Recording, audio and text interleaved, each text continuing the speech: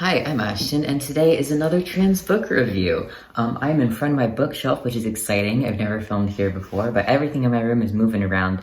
This is not all my books. This is not how I like my books to be organized, but taking things one day at a time.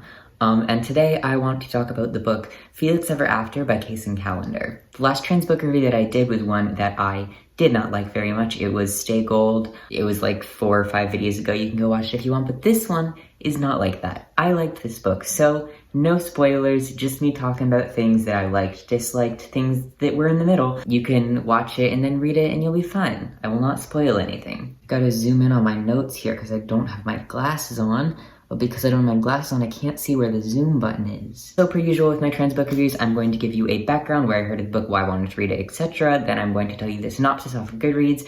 We're going to go through the things that I liked about the book, the things that I was in the middle about, and then the things, or in this case, the one thing that I didn't like. And then I'm going to go through some other people's reviews on Goodreads and tell you what I agree or disagree with, and then I will wrap it up. So Felix Ever After by Case and Calendar, the cover looks like this. It is a beautiful, wonderful cover, and as you read the book, you kind of piece together why the cover is the way that it is, which is a really cool aspect. I think I always love when that happens. Now, I don't have a copy of this because I did read it as an ebook through the library, but it's good, and I'm going to talk about it anyway. Usually I try to only talk about books that I have because then I can bookmark it and flip through it and show you things and hold it up and whatever, but that is not happening today because I just want to talk about it. I like this book a lot. For a bit more context, I guess, like, I don't do a trans book review of every trans book that I read. Most of the ones that I do are either YA or memoirs that are also like somewhat targeted for young adults. Usually when I read more academic or historical books about gender variance, it's not something that I do a review on just because it's a lot easier for me to review stuff like YA.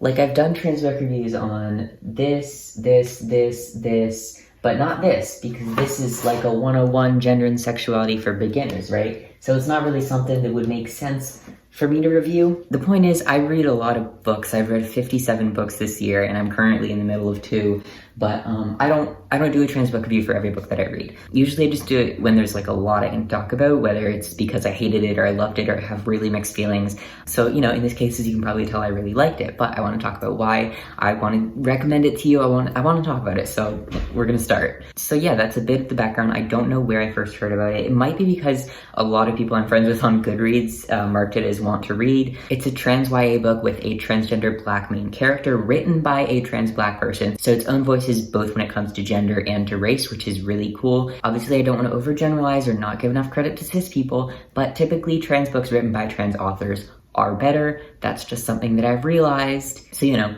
own voices, Black trans main character, good shit. I was already excited when I knew that part. As for genre, it's like a YA coming of age / romance realistic fiction. Most of the YA that I read is in the like coming of age realistic fiction genre, sometimes a romance. I'm not the biggest romance person, but somehow I end up reading romances anyway.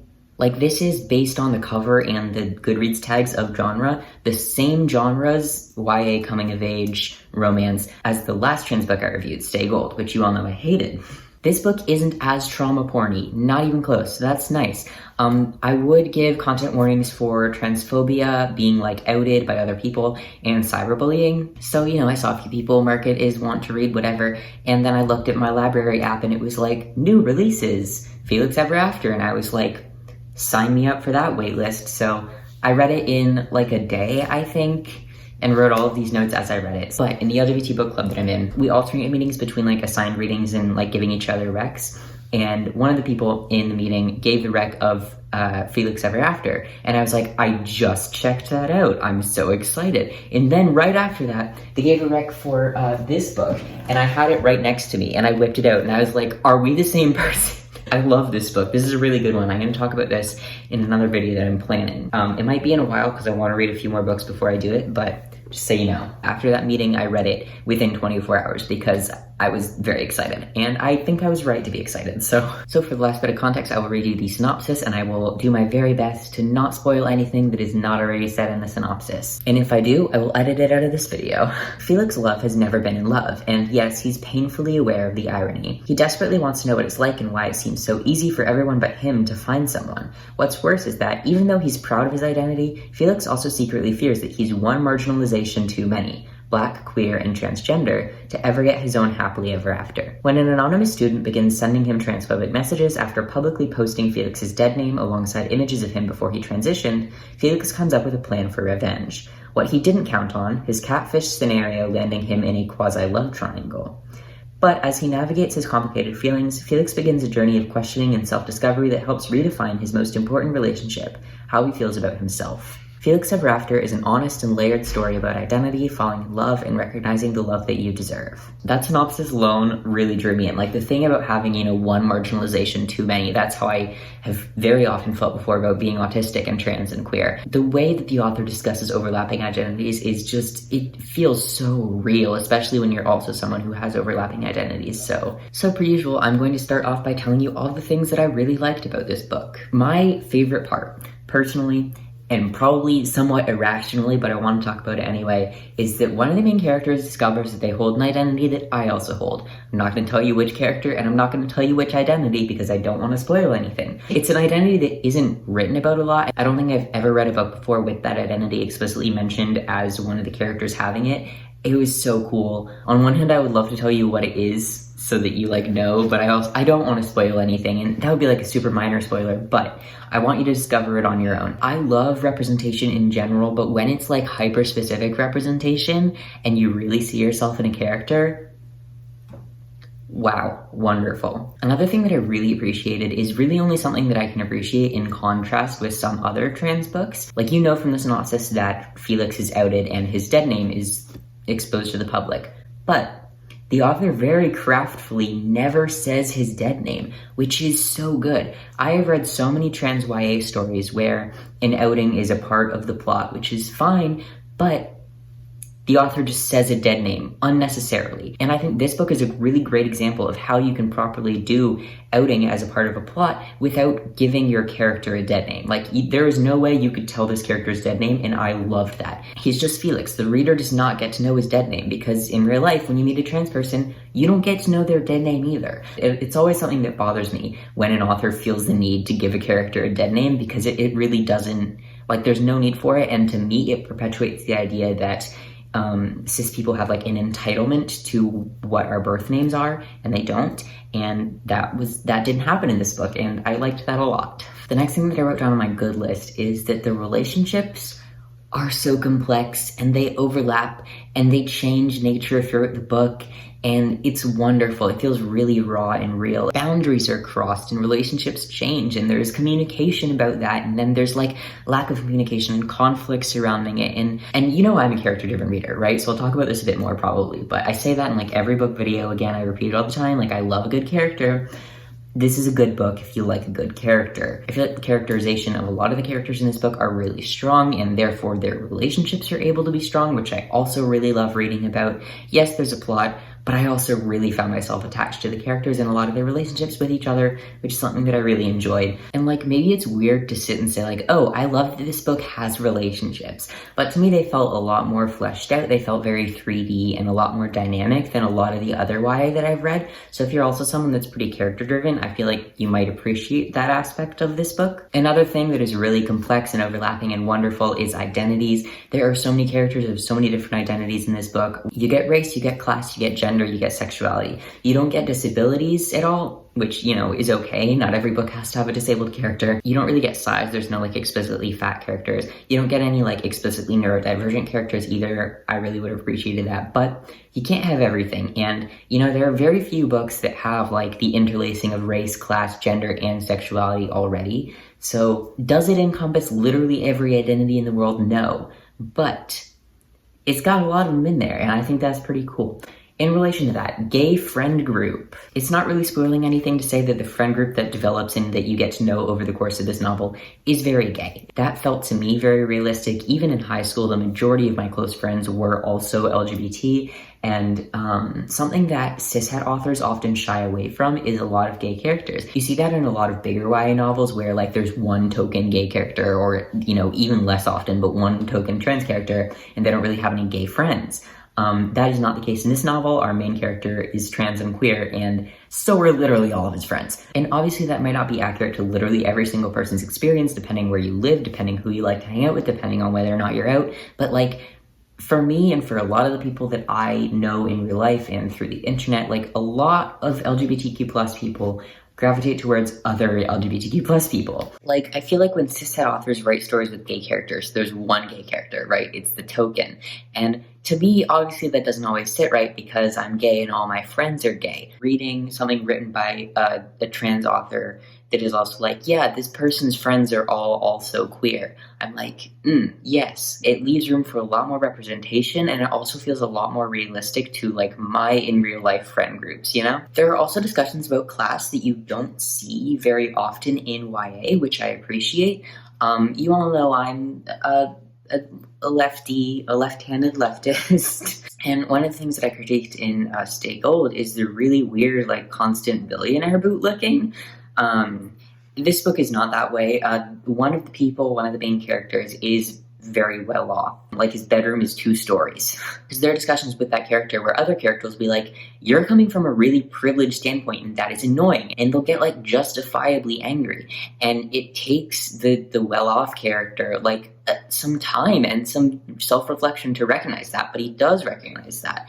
And like, I'm not saying this book made me like billionaires, but it offers a perspective that isn't very often offered in YA, where a minor, you know, a character who doesn't have control over his parents' wealth in any way, is able to talk about, hey, I recognize that what I said came from a place of privilege, and I'm sorry for that, and you're right, and I should acknowledge that when I'm talking about my struggles. Because this character is also queer, and he was talking about his struggles as a queer person, and then the other queer person who is not rich was like, hey, don't fucking say that, you're rich. And the rich kid was like, oh, damn, that does impact my experiences, doesn't it? So I thought that was relatively well done. I am pretty critical of how class is presented, especially in YA. I thought it was well done, and I didn't hate it. So I'm putting it in the good section, because if I don't hate something that has to do with class, I also really love the way the art was discussed in this book. Complete tangent, but usually when I read YA, I'm not looking for like beautiful, wonderful writing.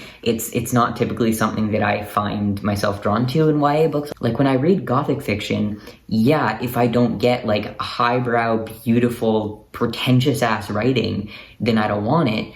But in YA, that's not typically what I would expect. But when Case and Callender writes about Felix making art and the way that they write about color, it's so lovely. It's not overly pretentious, it's not overly highbrow, but I thought it was done really well, and I found it really beautiful. And it was, I guess, maybe like a nice surprise, just that like typically when I'm reading YA, I'm like, okay, do I like this character? Is this representation done well? I wasn't expecting to be like, wow, I love the way they're writing about art. So yeah, it was just a nice little surprise and another like layer of the book that I appreciated. Something that I think really can't be done without an Own Voices author really is the way that Callender presents the awkwardness of talking about trans stuff with cis people is right on the money. Like a lot of the conversations between our trans main character and cis people he interacts with are awkward.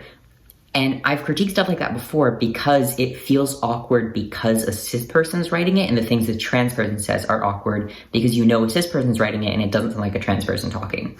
Felix sounds like a real trans person. The conversations that Felix has with cis people that are awkward aren't awkward because Felix seems like a caricature of a trans person or not a real person.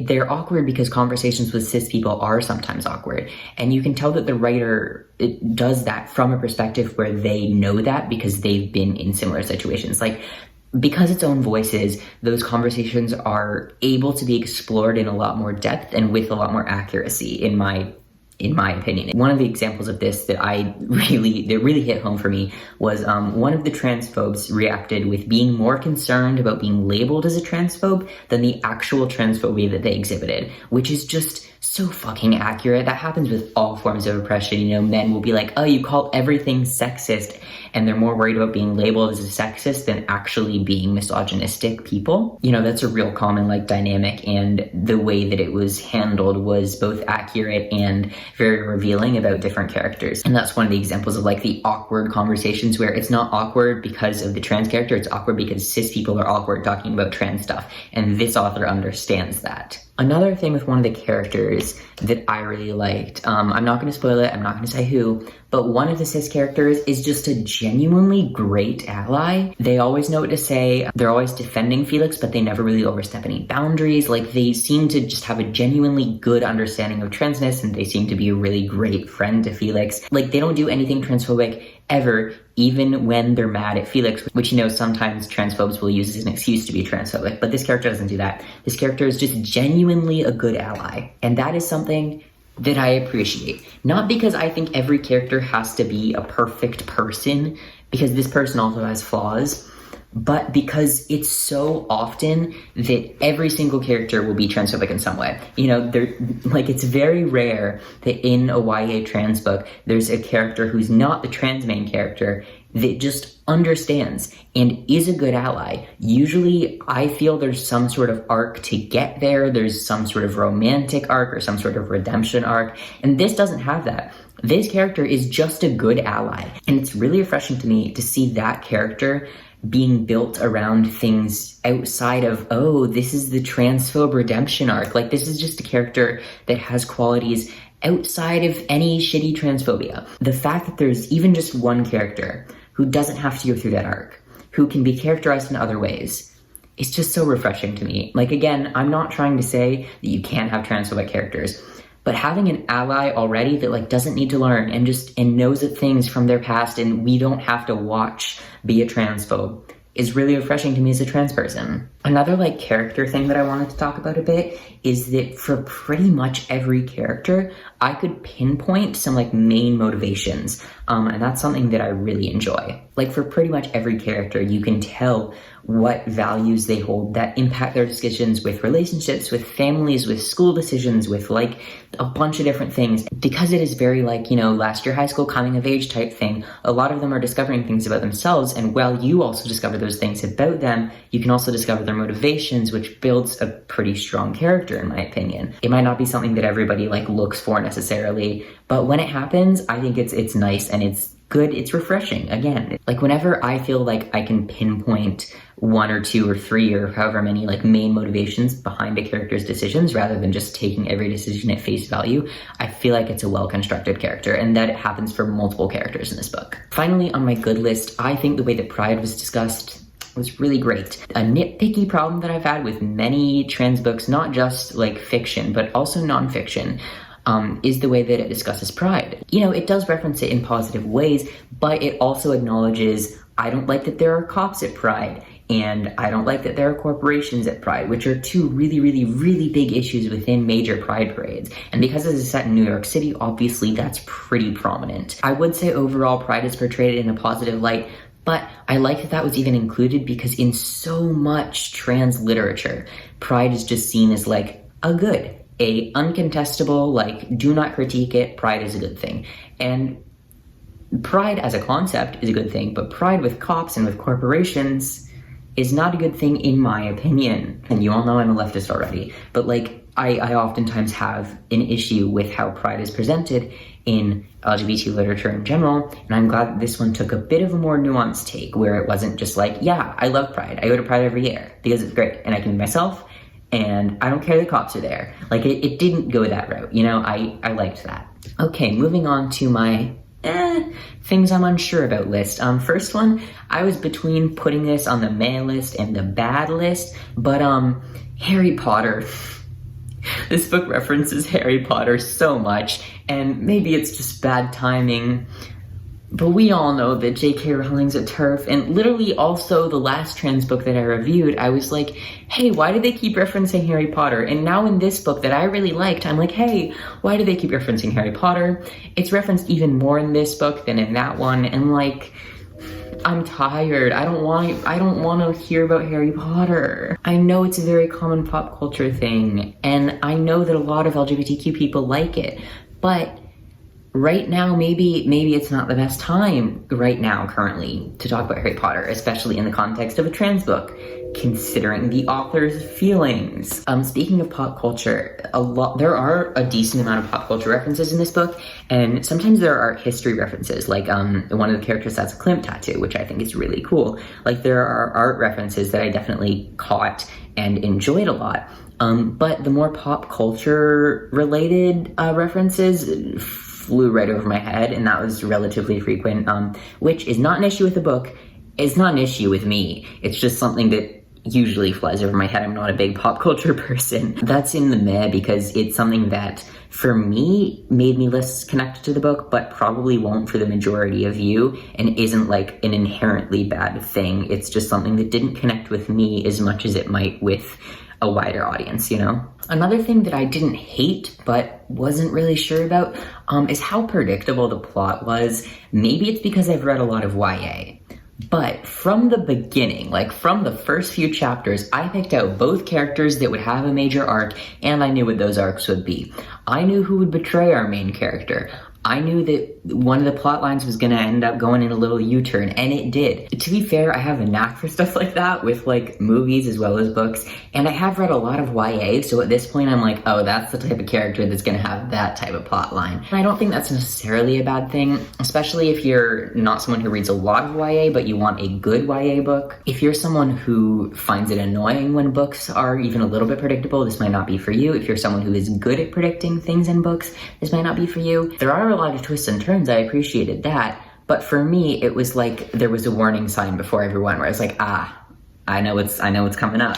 The last thing in my meh list is just that there is a lot of plot movement through dialogue, and the dialogue is written relatively well, and it's pretty like realistic. Some people aren't as big of a fan of dialogue, and if you don't like a lot of dialogue, then this might not be perfect for you. It is well done. I just don't know if it's overdone. But just as a general thing, a lot of the plot movement is done through dialogue, emails, and texts, which is not everybody's cup of tea. Again, this is in the meh section because it's not something inherently wrong with the book.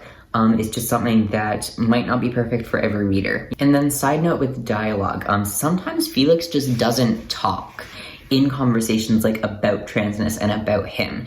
And I kind of have two minds about this because on one hand it does make sense because it fits with his character really well. But also sometimes his friends seem a little too protective, and I feel like if I was in those situations I would react differently. Obviously I'm a different person from Felix, but as a trans person, I react differently. And again, every trans person is different. I'm not trying to say that we're all the same. But to me, it felt a little bit unrealistic that he would just sit back and let his friends do all of the attacking the transphobe stuff. I do think it fits with his character, and it does allow for development on the part of his friends. But it felt a little bit off to me that there would be pages of dialogue where they're talking about Felix and he's sitting there, and since it's from his point of view, you know what he's thinking, but he's just not saying anything. And I was kind of like, oh, that's interesting. It's not something I hated. I don't know. It wasn't something that I loved. Okay, finally, the one bad thing that I have to say about this book is simply a common myth. A factual inaccuracy. Now, this is something that bothers me because it is so widespread, and I've actually considered making a whole video on it. I've taken a couple statistics classes. I consider myself relatively good at interpreting data as well as other things related to data and statistics. I don't know, I consider that a strength of mine. A very, very, very commonly misused statistic within trans communities, outside of trans communities, when talking about trans communities, is the 35-year-old lifespan. And I see this talked about all the time. I've considered making a whole video on it because it bothers me so much. Not because it's unimportant, but because people use it wrong constantly. And one of those cases is in this book.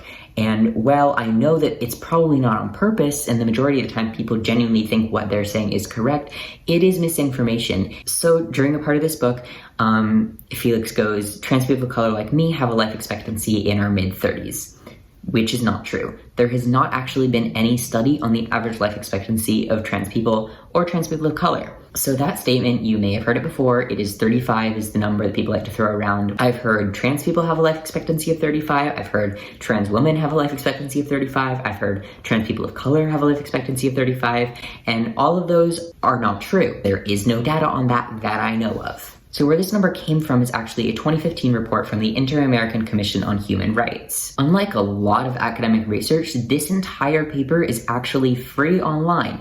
You can go read it for yourself.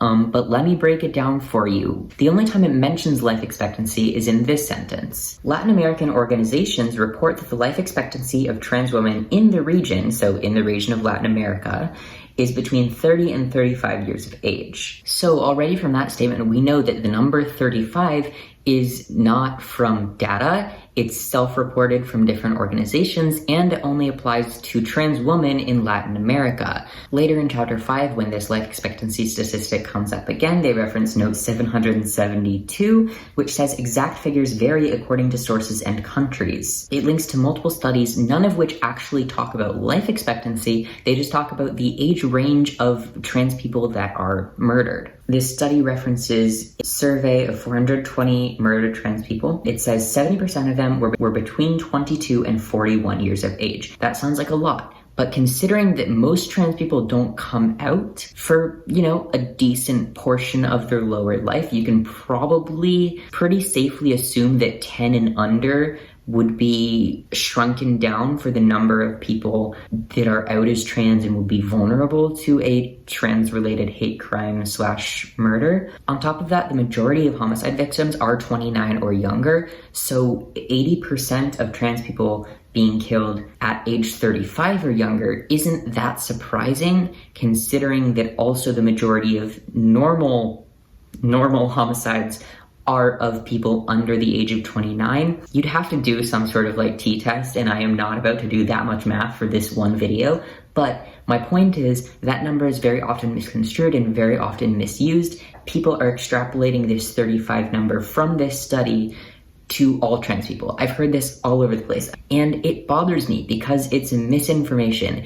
And while I'm sure the life expectancy of trans people is probably shorter than cis people's, continuing to spread that type of misinformation, if you already know that it's misinformation, is not healthy. It's not going to help anybody, and I would encourage you to not do it. It's a vicious cycle, where the more people hear it, the more people are going to use it, and the more people that hear it from those people that are using it, the more people are going to use it again. So it's not like the author's fault. It is misinformation that a lot of people have digested. I'm not saying that trans people's life expectancies are the same as cis people's. They probably aren't. All I'm saying is that there's not been a lot of research done on the matter, and the research that has been done on the matter is for a specific population of trans women, and oftentimes people expand and extrapolate that research into areas and demographics where it was not researched. I am going to link that whole 300-page research document thingy down below if you are interested in reading through it or skimming through it or looking for the chapter 5 that I was talking about. But just so you all know, you don't have to take my word for it. You can go read the article, but also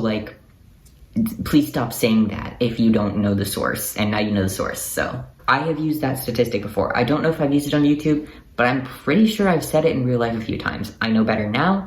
I haven't said it in years. Just so all of you are aware, that is not a statistic that should be spread because it is not based in much at all, and what it is based in is specific to a demographic that it is not often applied to. Cool. But, considering that was genuinely the only bad thing that I'm complaining about with this book, I would recommend that you read it. If you're a black trans teen or someone that likes YA, or a black trans person that likes YA, or some combination of all those things, you might really enjoy this book. It's got some strong characters, it's got some real fun relationship dynamics, it's got a lot of pop culture references. If you like Harry Potter, then maybe you'll like that.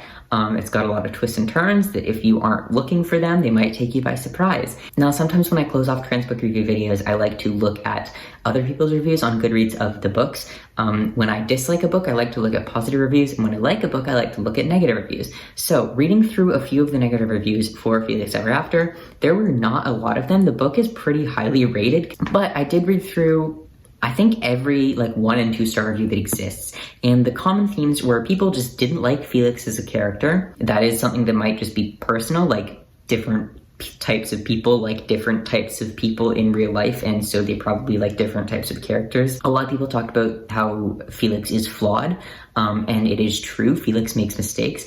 But personally, I think it is a lot more interesting to have a book where a character does make mistakes. I don't want to read a book about a perfect person who makes no mistakes. I don't think protagonists have to be or should be perfect. A lot of the negative reviews also mentioned the dynamic between Felix and his father, which I actually really liked. I'm not going to talk a lot about it because it might get a bit spoilery, but I thought it was developed well and it had a lot of nuance in it, which isn't extremely common in books with trans protagonists. Some people think Felix came off as ungrateful toward his father, but Felix discusses that multiple times throughout the book and how he feels bad that he seems ungrateful and why he's not actually ungrateful.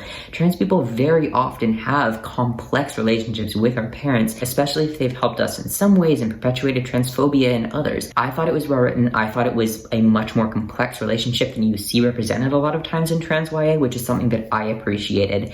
I personally really like this book and I would definitely recommend it. Just be aware of the 35-year-old myth thing, and other than that, happy reading. I do want to own a copy of this book someday for my eventual library that I want to have, which I've talked about before on Twitter, but don't worry about it. Yeah, that's the end of this video. To wrap it up, I would recommend this book if you're into YA, if you want a character that is like you, if you like art, if you like coming-of-age stories, if you like love triangles that are a little bit more complex than your typical love triangle. But yeah, I look forward to hopefully owning this book someday. If you want to support a Black trans author, buy it, check it out from your library. But yeah, this was probably one of my shorter trans book reviews, but I feel like I talked about a lot. Maybe I just talked fast. Maybe it won't be short. A lot of the times I'm like, oh, this is going to be a short video, and then it's like 40 minutes. So, you know, it is what it is. Goodbye. If you've read this book, please tell me what you thought about it, but try to avoid spoilers or put them below a cut in the comments just so that other people can also enjoy it. So goodbye. I hope you find a book that represents you really well and makes you feel at home and loved and represented. And I'll talk to you later, maybe.